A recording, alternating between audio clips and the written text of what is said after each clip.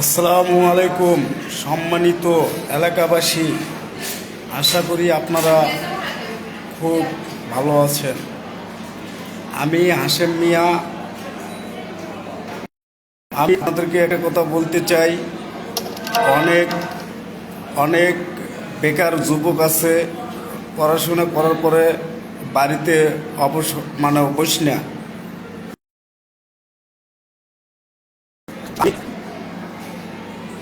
আমি রেলের ম্যাপের ভেতরে একটি চাকরি খুঁজে পেয়েছি।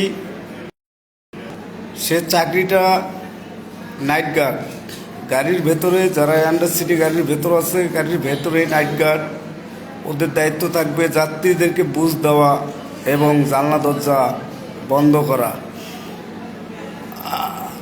আমি হাশেম মিয়া, আমি আইডি তৈরি করছি, কিন্তু এই আইডি কার্ডের ব্যাখ্যা, যেহেতু আইডি আমি তৈরি করছি, ব্যাখ্যাও আমার কাছে আছে, উত্তরও আমার কাছেই আছে। এই চাকরির নিয়ম কি, এই চাকরির পেশা কি, এটা আমার কাছে জানা আছে। আশা করি আপনারা যদি ভিডিওটা ভালো লাগে, সুন্দর লাগে, আপনারা লাইক শেয়ার দিয়েন আর এই ভিডিওটা সবার কাছে পৌঁছে দিবেন। আশা করি ভালো হবে, যেহেতু সবই আছে রেলের মধ্যে, সবই আছে। রেলের মধ্যে চোর আছে, রেলের মধ্যে ডাকাত আছে, রেলের মধ্যে সবই আছে, কিন্তু এই একটি জিনিসই নাই, সেটা হলো গাড়ির ভেতরে নাইট গার্ড নাই। গাড়ির ভেতরে নাইট গার্ড থাকলে যাত্রীদেরকে, যেমন আমরা বাজারে যেমন বাজারে যেমন দোকানে আমরা পহরা দেই, বা গভীর রাত হলে আমরা বাজারঘাট যেমন পহরা দেই, ওই রকম আমরা গাড়ির ভেতরে যাত্রীদের সাথে কথা বলবো, যাত্রীকে যতটুকু আমাদের সেবা আমরা দেব। যদি আমার এই ভিডিওটা ভালো লাগে সব জায়গাতে শেয়ার করে দেন। আমি কিন্তু অলরেডি আইডি কার্ড সাজায় দিছি, ওরা সবার কাছে আমার আইডিটা পৌঁছায় দেন। যেহেতু মাননীয় প্রধানমন্ত্রী যেহেতু নাই, ইলেকশন চলতেছে, ইলেকশনের মধ্যে প্রধানমন্ত্রী যে আসুক না কেন, যেন এটা মাথার মধ্যে যেন এটা রাখে। গাড়ির মধ্যে একটাই আবেদন, সেটা হলো গাড়ির ভিতরে নাইট গার্ড থাকবে। নাইট গার্ড আসলে প্রয়োজন যাত্রীদের। তা আপনারা কি বলেন? আপনারা বিবেচনা করে দেখেন। আমি যে কথাটা বলতেছি, আমি কিন্তু কথাটা বলছি এই কারণে, যেহেতু সবই থাকে গাড়ির ভিতরে, সব বাহিনী থাকে, যেমন ক্যাডারাস থাকে, বিয়ারা থাকে, যেমন পুলিশ থাকে, থাকে, সব বাহিনীরাই যেহেতু থাকে, তা নাইট গার্ড থাকবে না কেন?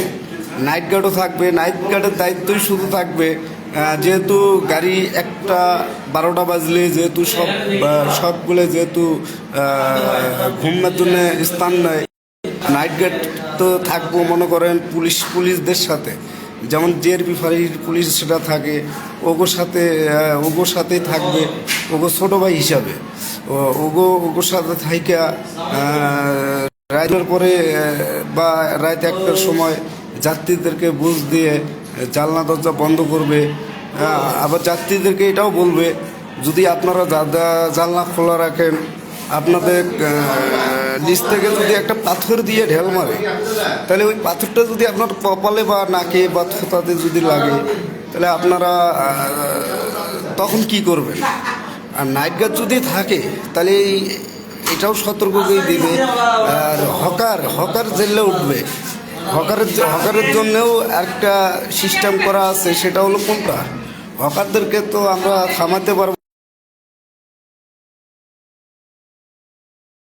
না, সেটা হলো কমিটি একটা গঠন করবো ওদের, যারা যে এলাকার থেকে উঠবে সেই এলাকার মধ্যেই কমিটি করে ওখান থেকে হকারি কাঠ নেবে, কাঠ নিয়ে পকেটের মধ্যে ঝুলাইয়া কাঠ নিয়ে ব্যবসা করবে। তাহলে দেখা যাচ্ছে ওই হকাররাও কারো মোবাইল ব্যাগ ও মানি ব্যাগ কারো ছিনতাই করতে পারবে না, যদি এই নিয়ম করা যায়। যারা হকার উঠবো ওগো এই নিয়ম করবে। আশা করি যদি আমার ভিডিওটা ভালো লাগে শেয়ার করে দেবেন, লোকজনের কাছে জানায় দিবেন। আর বেশ করিয়া এই চাকরিটা আমার নিজেরই পছন্দ, আমি এই চাকরিটা বহুদিন করেছি। আমার জানা মতে আমার কাছে 40 থেকে 45 জন পুলিশ দারোগার সাথে আমি এই ডিউটিটা করেছি। জানলা বন্ধ ও যাত্রীদেরকে সতর্ক করে দেওয়ার ডিউটি। আমি 45টা দিন যেহেতু আমি করছি, আমার মন বলতেছে আমি পাবো, আমার পক্ষে সম্ভব। তা আপনারা যদি এইরকম নাইট গার্ড যদি আপনারা গাড়ির ভেতরে চান, তাহলে শেয়ার দিবেন, কথা বলবেন এলাকায় এলাকায়, প্রতিটা জেলায়, প্রতিটা সদর, প্রতিটা বিভাগ, প্রতিটা জেলাতে এই ভিডিওটা শেয়ার করে দেন। আসলে গাড়ির ভেতরে নাইট গার্ডের প্রয়োজন আছে, নাইট গার্ডের দরকার। আসসালামু আলাইকুম। বাংলাদেশ রেলওয়ে। খোদা হাফেজ।